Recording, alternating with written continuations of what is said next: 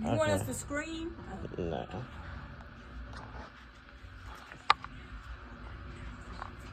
Did you know that many hoodoo practices were hidden in black churches during, and after slavery for African Americans to protect themselves?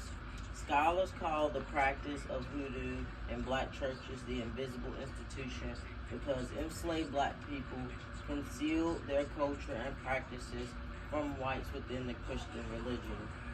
Most of everybody in a religion, and they're different in some way. I decided to tell you about a religion I'm very much into and decided to learn more about called hoodoo. In my speech, I will inform my audience about the practice of hoodoo. I will discuss the roots of hoodoo, the basic practices of hoodoo, and common rituals people who practice hoodoo perform.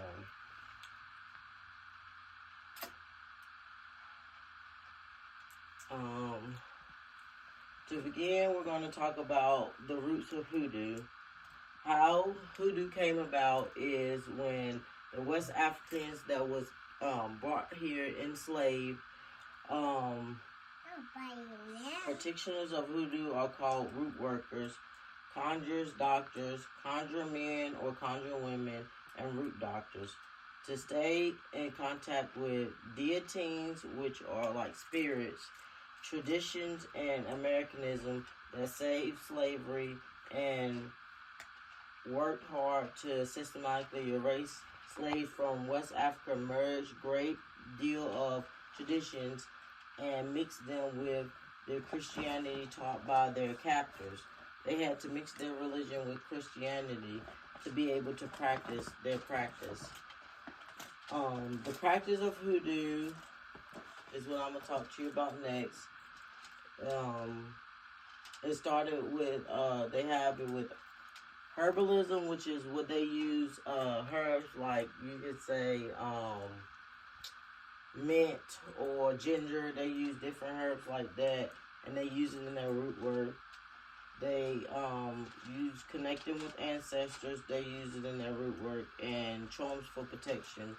Hoodoo's practices make use of roots, the bones of black cats or any animals, and oils, ashes, holy water, Bible passages, prayers, spells, and rituals. Common rituals people who practice hoodoo perform are rituals used was for healing, attraction, love attraction, ward off enemies, improve luck. Hoodoo is practiced to solve virtually any problem or meet virtually any need. Another ritual is a jar spell that many can be used for many things, and many things is in it. They use this as rituals as well, and they do it in home or take it to a cemetery. They just leave it in their home or and bury it in that backyard or front yard, whichever they prefer. To wrap all this up, I hope you all learned about where hoodoo started, the rituals that people in hoodoo use, and what practices consist of when they do hoodoo. Thank you.